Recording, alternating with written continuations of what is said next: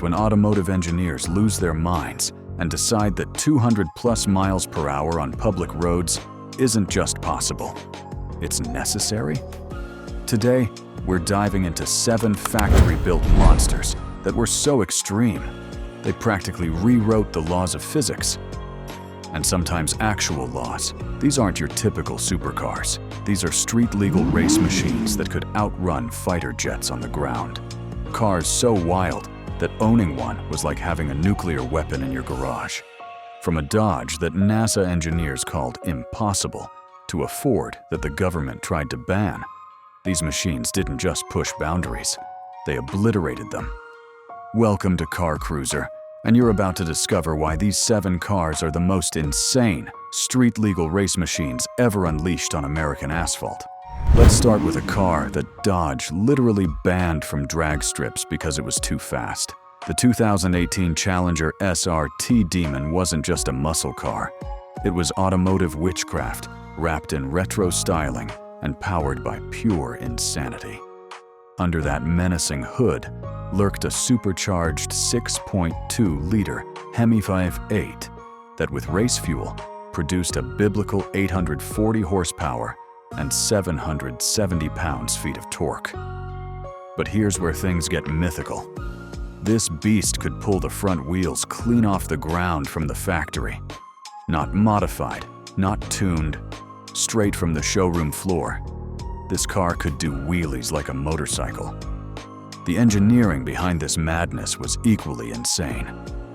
Dodge developed a special trans brake system that allowed the car to build boost pressure while holding the car stationary, then release all that fury at once. The result? The first production car ever to achieve a sub-10-second quarter-mile time, clocking in at 9.65 seconds at 140 miles per hour. To put that in perspective, that's quicker than most dedicated race cars from just a decade earlier. The acceleration was so violent that Dodge had to engineer special Nitto NT05R drag radials and remove the passenger seat to prevent the car from flipping backward. They literally had to remove weight from the front to keep it on the ground. But here's the kicker. The NHRA banned it from sanctioned drag strips because it didn't have a roll cage. Think about that. A factory car so fast that professional racing organizations said, absolutely not. Yet it was completely street legal. You could drive this monster to the grocery store, then accidentally break the sound barrier on the way home. The most insane part wasn't just the performance, it was the theater. The Demon came with a special key fob that unlocked Demon Mode, transforming the car from merely terrifying to absolutely apocalyptic. The dashboard would display warnings about track use only. The air conditioning would shut off to maximize power, and the car would literally prepare itself for battle. Only 3,300 Demons were built, and each one came with a warning label that basically said, "This car might kill you." Dodge included a special crate with each car containing drag radials, a floor jack, and tools. Essentially, a How to Terrorize Drag Strip starter kit. Today, these Demons are selling for double their original $85,000 price tag, proving that Americans will pay anything for the right to terrify themselves and everyone around them.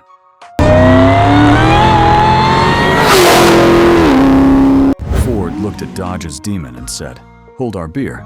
The 2020 Shelby GT 500 wasn't just Ford's answer to the horsepower wars. It was their declaration of total automotive warfare, combining brute force with surgical precision. This serpentine monster packed a hand-built, supercharged 5.2-liter V8, producing 760 horsepower and 625 pound-feet of torque. But unlike the straight-line focused Demon, the GT500 was engineered to dominate everywhere. Ford's engineers didn't just want to build the fastest Mustang ever. They wanted to build a car that could embarrass European supercars, costing 3 times as much. The heart of this beast was Ford's most advanced powertrain ever.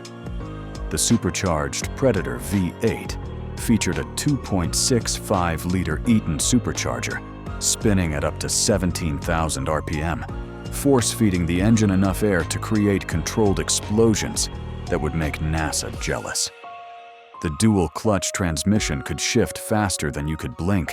We're talking 80-millisecond gear changes that felt more like teleportation than shifting. But here's where Ford showed their engineering brilliance: the carbon track package. This wasn't just a cosmetic upgrade. It was a complete transformation that turned an already insane machine into something that belonged more on a Formula One grid than a public highway. The massive carbon fiber wing generated over 550 pounds of downforce at 180 miles per hour, while the aggressive splitter and dive planes managed airflow with the precision of a wind tunnel. The suspension technology was equally mind-blowing. Ford's Magnerite 4.0 system could adjust damping rates 1,000 times per second, reading the road surface and adapting faster than human reflexes. You could be carving corners like a professional race driver one moment, then cruising to dinner the next, all while your passengers remained blissfully unaware they were riding in a 200-mile-per-hour missile. The GT 500 could hit 60 miles per hour in just 3.3 seconds and run the quarter mile in 10.7 seconds at 134 miles per hour. Numbers that put it in the same league as million-dollar hypercars. But the real magic happened on road courses, where the carbon track package allowed it to pull over 1.0 g of lateral acceleration while maintaining a top speed of 180 miles per hour. Professional drivers who tested the GT 500 called it the most complete performance car America has ever built. It wasn't just fast, it was intelligently fast, which somehow made it even more terrifying. This was American engineering at its absolute peak, proving that Detroit could match European sophistication while maintaining that raw, untamed spirit that makes muscle cars legendary. If cars had personalities, the Dodge Viper would be a psychopath with a PhD in physics. The 2006 SRT-10 represented the peak of Dodge's more power, less safety philosophy, and it was absolutely magnificent in its complete disregard for human survival instincts. This wasn't just a car, it was a barely contained explosion with wheels and a steering wheel. The 8.3-liter V10 engine, borrowed from a Dodge Ram truck and fed a steady diet of pure rage, produced 510 horsepower and 535 pounds-feet of torque. But raw numbers don't tell the whole story of why this machine earned the nickname the Widowmaker among those brave enough to drive one. The engineering philosophy behind the Viper was beautifully simple. Take the biggest engine you can find, wrap it in the smallest, lightest body possible, and remove every electronic safety system that might prevent natural selection from taking its course. The result was a car that had no traction control, no stability control, and no electronic nannies to save you from your own stupidity. The SRT-10's construction was equally uncompromising. The chassis was a steel space frame that was both incredibly rigid and surprisingly light. The body panels were made from lightweight composites, and every component was designed with one goal in mind: maximum performance with minimum weight. The car tipped the scales at just 3,380 pounds, giving it a power-to-weight ratio that would make supercars nervous. But here's what made the Viper truly legendary. It demanded absolute respect. This wasn't a car you could just jump into and drive fast. The throttle response was immediate and violent. There was no gradual buildup of power, just an instant transition from civilized to absolutely berserk. The rear tires were 345 millimeters wide, but even they struggled to contain the Viper's fury in anything less than perfect conditions. Professional race drivers called it challenging. Normal humans called it terrifying. Insurance companies called it uninsurable. The Viper had a reputation for biting inexperienced drivers, and YouTube crash compilations became their own genre of automotive entertainment. But for those who learned to respect its power, the Viper offered a driving experience unlike anything else on four wheels. On the track, the SRT-10 could lap the Nürburgring in under 8 minutes, a time that embarrassed cars costing twice as much. On the street, it could hit 60 miles per hour in 3.9 seconds and reach a top speed of 192 miles per hour, assuming you had the courage and skill to keep your foot planted that long. The Viper wasn't just fast, it was an education in physics, teaching drivers about weight transfer, traction limits, and the fine line between heroic and stupid. The 2006 SRT-10 represented the end of an era, the last time a major manufacturer would build a car this uncompromising, this dangerous, and this absolutely magnificent. It was automotive natural selection in its purest form.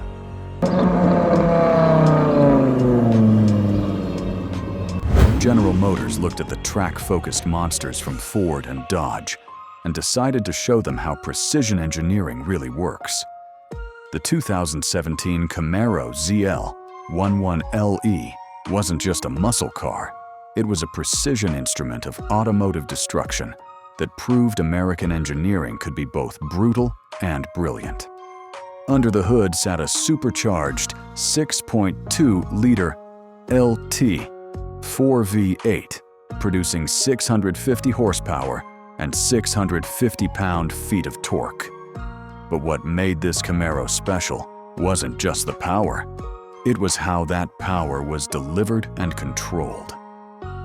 GM's engineers spent countless hours perfecting every aspect of this machine, creating a car that could harness American muscle with European precision. The 1LE package was where the magic happened. This wasn't just a trim level, it was a complete transformation that turned the already potent ZL1 into something that could embarrass purpose-built track cars. The suspension featured Multimatic DSSV, dynamic suspension's spool valve, dampers borrowed directly from Formula One technology. These weren't your typical shock absorbers. They were precision instruments that could control wheel movement with microscopic accuracy. The aerodynamics package was equally sophisticated. The massive carbon fiber wing wasn't just for show. It generated real downforce that kept the car planted at high speeds. The front splitter and dive planes managed airflow with the precision of a wind tunnel, creating a car that became more stable as it went faster. At 150 miles per hour, the ZL11LE generated over 300 pounds of downforce, pressing it into the pavement like a mechanical vise. But the real proof of the ZL11LE's capabilities came at the Nürburgring, the most demanding racetrack in the world. In 2017, it lapped the green hell in 7 minutes, 16.04 seconds, making it one of the fastest production cars ever to tackle the legendary circuit. That time put it ahead of the Lamborghini Aventador, the McLaren 12C, and countless other exotics that cost 3 times as much. The braking system was equally impressive. Massive Brembo carbon ceramic brakes could stop the car from 60 miles per hour in just 107 feet, with fade resistance that allowed for repeated high-speed stops without performance degradation. The 6-piston front calipers and 4-piston rears provided stopping power that matched the car's incredible acceleration. But here's the truly insane part. You could drive this track weapon to work every day. The magnetic ride control system could smooth out the harshest roads, while the supercharged V8 provided effortless highway cruising. The dual-mode exhaust could switch from civilized to absolutely savage at the touch of a button, allowing you to maintain neighborhood peace or announce your arrival like a mechanical war cry. The ZL11LE proved that American engineering had evolved beyond just building powerful engines. This was a complete performance package that could compete with the world's best, all while maintaining that distinctly American character that made muscle cars legendary in the first place. It was the perfect fusion of old-school muscle and new-school technology. Just when you thought Dodge had learned to make the Viper civilized, they unleashed the TA, Time Attack, a machine so focused on pure speed that it made the regular Viper look like a luxury cruiser. This wasn't just another trim level. It was Dodge's declaration that they could build a street-legal race car that would redefine what was possible on American roads. The TA took everything that made the standard Viper terrifying and amplified it to 11. The same 8.4-liter V10 produced 640 horsepower and 600 pound-feet of torque. But this wasn't about raw power. This was about surgical precision at insane speeds. Every component was optimized for one purpose: going faster than physics should allow while remaining street legal. The aerodynamics package was borrowed directly from Dodge's racing program. The massive carbon fiber wing generated over 400 pounds of downforce at 150 miles per hour, while the aggressive front splitter and side sills created a ground effect system that literally sucked the car to the pavement. The result was a machine that became more stable as it went faster, defying every instinct about high-speed driving. The suspension was recalibrated for maximum attack mode, with Bilstein dampers that could handle forces that would destroy lesser machines. The spring rates were increased by 50% over the standard Viper, while the anti-roll bars were stiffened to reduce body roll to nearly zero. The result was a car that could change direction with the precision of a scalpel while maintaining composure at speeds that would terrify professional drivers. But here's what made the TA truly special. It set a production car lap record at Laguna Seca that stood for years. The 1 minute 33.6 2-second lap time, the interior was stripped of everything non-essential. The standard seats were replaced with lightweight racing buckets. The sound deadening was removed, and even the air conditioning was deleted to save weight. The result was a car that weighed 40 pounds less than the standard Viper, while providing a more focused driving experience. The TA's construction was a masterclass in weight reduction without compromising strength. The carbon fiber hood featured functional heat extractors that reduced engine bay temperatures by 20 degrees. The wheels were forged aluminum pieces that were both lighter and stronger than the standard units. Every component was analyzed and opted something that would humble the world's best.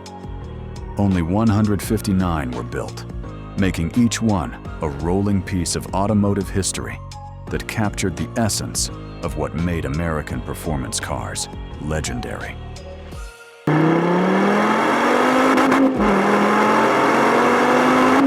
For over 6 decades, the Corvette had been America's sports car. But the 2019 ZR1 wasn't just a sports car. It was America's declaration that we could build a supercar that would make Europeans weep with envy, while costing half as much as their exotic machinery. The heart of this beast was a supercharged 6.2-liter LT 5V8 that produced a staggering 755 horsepower and 715 pounds-feet of torque, more than most race cars and enough to power a small city. But raw power was just the beginning. GM's engineers had created a complete performance ecosystem that could harness that power and turn it into pure, unadulterated speed. The LT5 engine was a masterpiece of American engineering. The supercharger alone was a work of art, a 2.65-liter Eaton unit that spun at up to 15,860 RPM, force-feeding the engine enough air to create controlled explosions that would make rocket scientists jealous.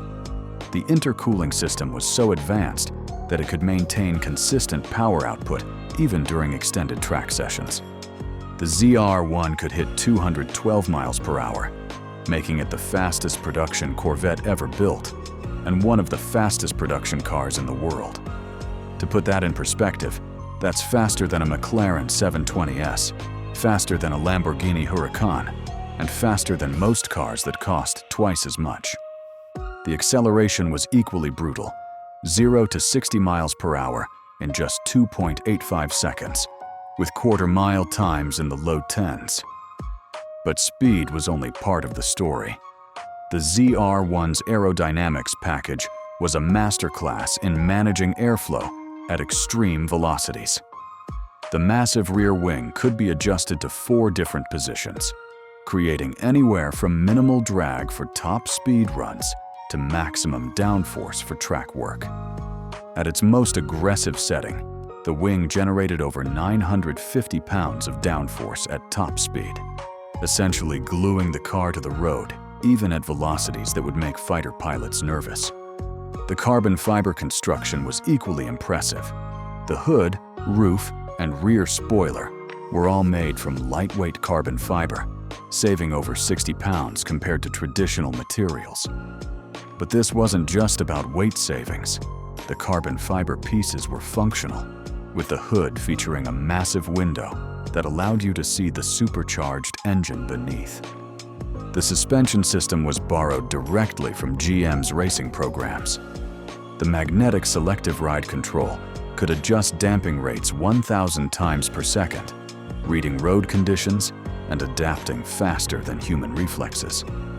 The result was a car that could be comfortable enough for cross-country touring, yet capable of setting lap records at the world's most demanding racetracks. The most insane part? You could option this 200+ miles per hour missile with an automatic transmission and drive it to the mall. The ZR1 represented the perfect fusion of American muscle and modern technology, proving that Detroit could build world-class supercars that happened to be street legal. It was a car that honored the Corvette's racing heritage while pushing the boundaries of what was possible in a production vehicle. The ZR1 wasn't just fast, it was a statement. A statement that American engineering could compete with anyone, anywhere, at any price point. It was proof that you didn't need a European badge to build a world-class supercar.